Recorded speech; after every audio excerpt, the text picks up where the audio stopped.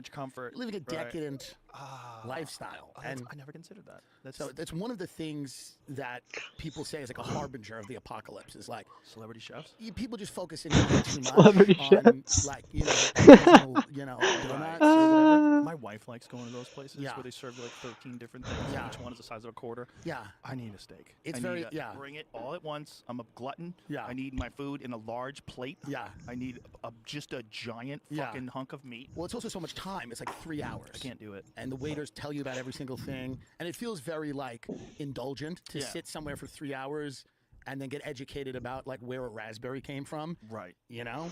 I can take it with the omakase sushi, like Philip Franklin Lee's place. Sure. That's kind of fun. You know, it's you watch him Yeah. do it. You watch him like slice it up and put it together. Yeah. It's kind of cool. It's fun. Yeah. Just know what you're in for when Yeah. you get there. You have conversations. There's a small amount of people, Yeah. so you can get to know folks. And a sushi Oh, bar is why good not? because you don't have to talk that much. Right. When you're directly across somebody for 3 hours, that's Yeah. intense. And the worst is, like, someone could be in the middle of some fucking horrible story, and then my mother came back, and it was stage 4. And Oh. this is a peanut Right. from Australia, and the glaze is a demi-glaze with Right. a South France bourbon. Yeah, and then you have to say thank you. Thank you so much. Hey, you fuckhead. Yeah. Her mom died. Yeah. You Well, piece of shit. I hate people that ruin meals with real discussions about anything. That's depressing. That is a problem. Anybody who comes out, and if there's money being spent, keep it to yourself.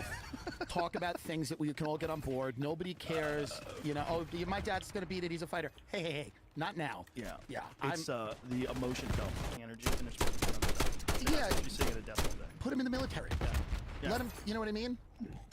Or let them play video games. There Professionally. are- They seem to yes. sit real fucking still when they're doing that. Absolutely. How come they're fully engaged when they play video games? There are people you meet. I have grown friends in my life that are, I'm 39 and they're in their late 30s. And I'm like, the best version of you is dying in the Ukraine. You should be a flag on a mantle, and we should point to you and go, "This he made the ultimate sacrifice for freedom," and that's the best version of that.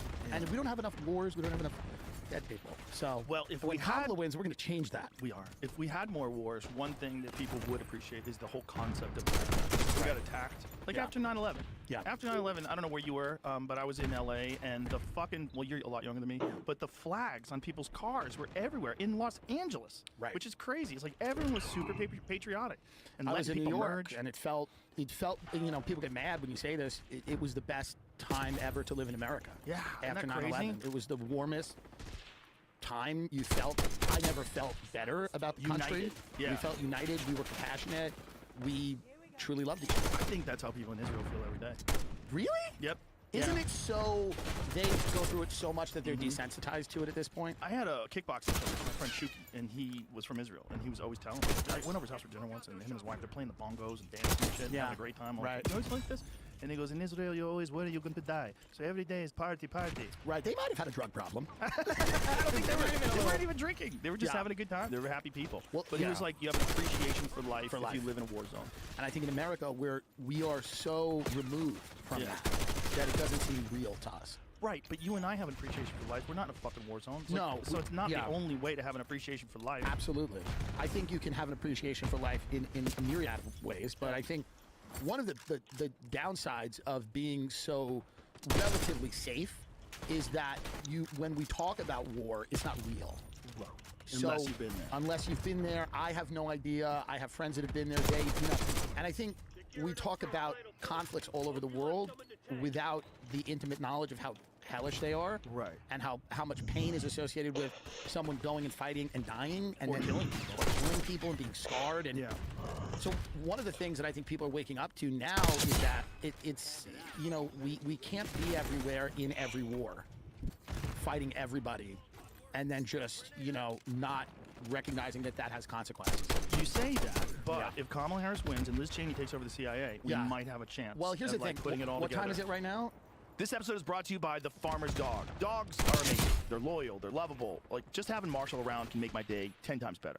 And I'm sure you love your dog just as much, and you want to do your best to help them live longer, healthier, happier lives. And a healthy life for your dog starts with healthy food, just like it does for us. There's a reason having a balanced diet is so important. So how do you know if your dog's food is as healthy and as safe as it can be? Well, Farmer's Dog gives you that peace of mind by making fresh, real food developed by board-certified nutritionists to provide all the nutrients your dog needs. And their food is human grade, which means it's made to the same quality and safety standards as human food. Very few pet foods are made to this strict standard. And let's be clear, human grade food doesn't mean the food is fancy, it just means it's safe and healthy. It's simple, real food from people who care about what goes into your dog's body. The Farmer's Dog makes it easy to help your dog live a long, healthy life by sending you fresh food that's pre-portioned just for your dog's needs. Because every dog is different. And I'm not just talking about breeds. From their size to their personality to their health, every dog is unique. Plus, precise portions can help keep your dog at an ideal weight, which is one of the proven predictors of a long life.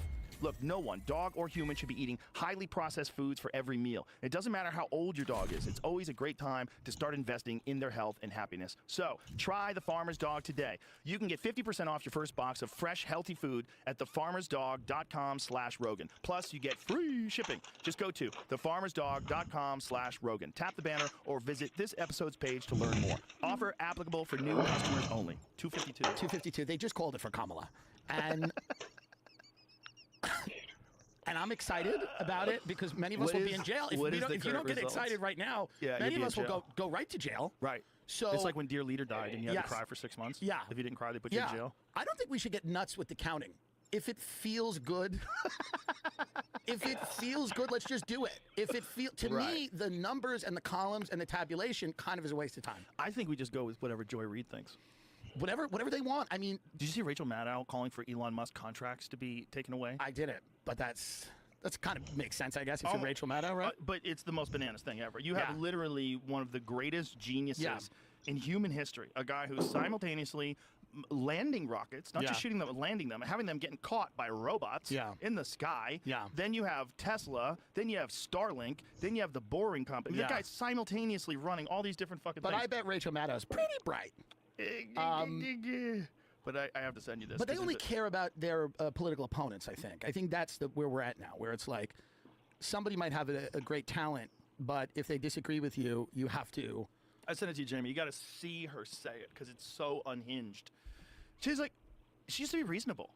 At one point in time, she was reasonable. You know, Matt Taibbi wrote a book called Hate, Inc. I don't know if you ever read it. It's a great book. But he basically makes the argument that Rachel Maddow is essentially Bill O'Reilly. Yeah. They're the same person. They are. She was good friends with Roger Ailes. They had dinner all the time.